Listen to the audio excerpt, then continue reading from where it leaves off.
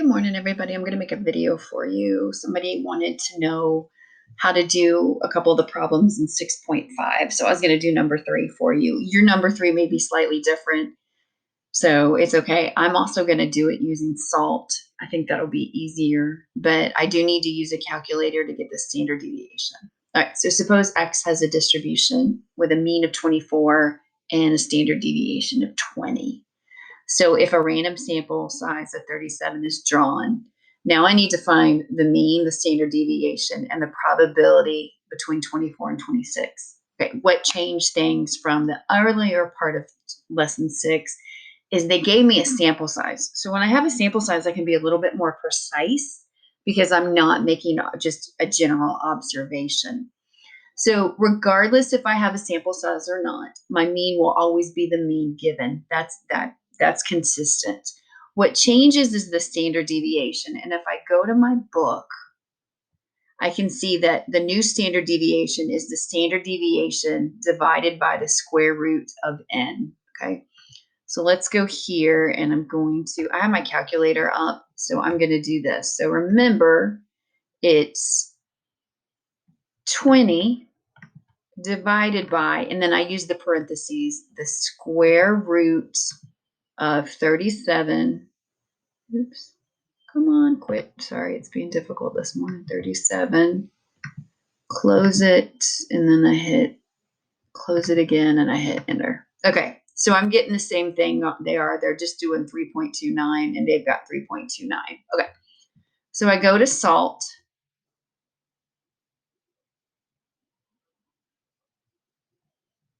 Okay, and this is a normal distribution. Remember, my mean was, let me go back and say it. Sorry, it's early, 24. This was 3.29. So then I want to do, it wants me to do a between, okay? So it's going to be between, oops, let me go back and check myself, 24 and 26. Okay, so it's going to be between 24 and 26, okay? And then what it gives me is 0.22837. Yep. And it wants me to round up. Mine is slightly different. I think it's because of this right here, because of the standard deviation. But I got basically, oops, what they got. I'm not sure why it's slightly off. Okay. So now it wants me to do it for a random size of 60, but saying the same thing. All right. So let's do this. Okay.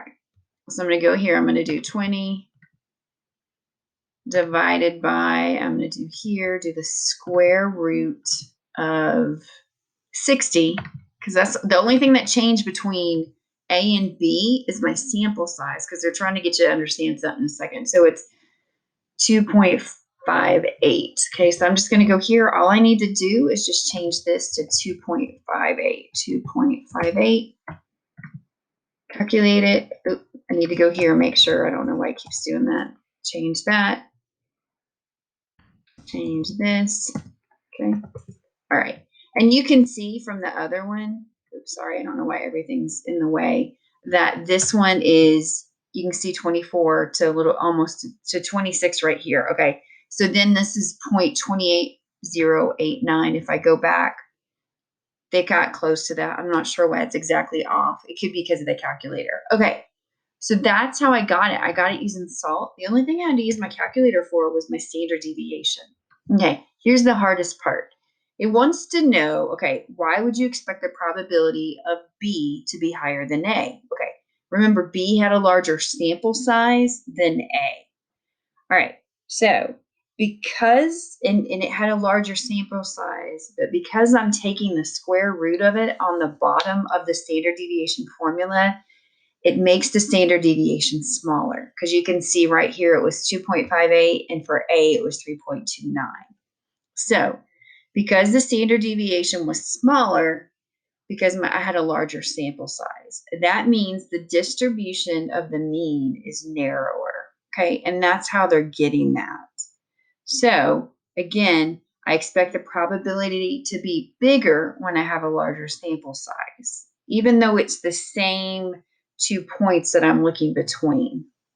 So that's how to do that one. Okay, and if I go down to 4, All right, and it says, suppose that the distribution is with a mean of 66 and a standard deviation of 8.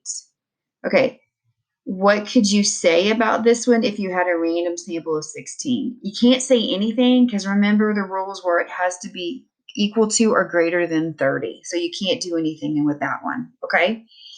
And again, it says if the original distribution is normal, what can we say about the distribution of a sample size of 16? So you could say it was normal, but you have to be really careful about that, okay? So just make sure that you know what you're saying about. Okay, so this is it. Let's make it straight because it's kind of being tricky with this.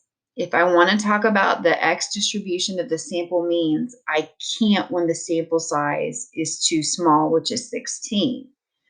But if I want to know anything about the distribution of the random samples, I can figure out the mean and the standard deviation. Okay. Can't talk about the mean when it's 30 or less for your sample size, but you can talk about the distribution of the random samples if it's even under 30. That's the difference, okay? It's all in the wording. Okay, and then it says, how would you find this? Okay, so remember, you've got to just put it in your calculate or you do salt like we did before, and the only thing you got to do, remember, is do the standard deviation. So they already give it to you here. So let's do it one more time. I'm going to do this. I'm going to do 8 divided by the square root of 16 because that's the sample size they keep going. Oops, sorry, they keep doing. So I do 16. Okay, hit it. Why are you being this way? Sorry. So I'm going to do it this way because I know what is the square root of 16? Let's do this. So if you do it, square root of 16 is 4. So 8 divided by 4 is 2. Okay, so it's 2. So if I go here, and again, my mean is 66. My standard deviation is 2. Okay, so I'm going to do normal distribution, 66, standard deviation of 2. And it wants to know between 62 and 67. Okay, so I'm going to do a between again. So this is 62, and this is 67. Okay, enter. Okay, 0.66871. So there it is. Okay, so that's how you do it. That's so again, what I did, just go back. I just said it a couple of times, but yeah, just know that you can't do anything with the you can't do anything with the distribution of the sample means if it's below 30, but you can with the distribution of the random samples regardless of size. Hope this helps.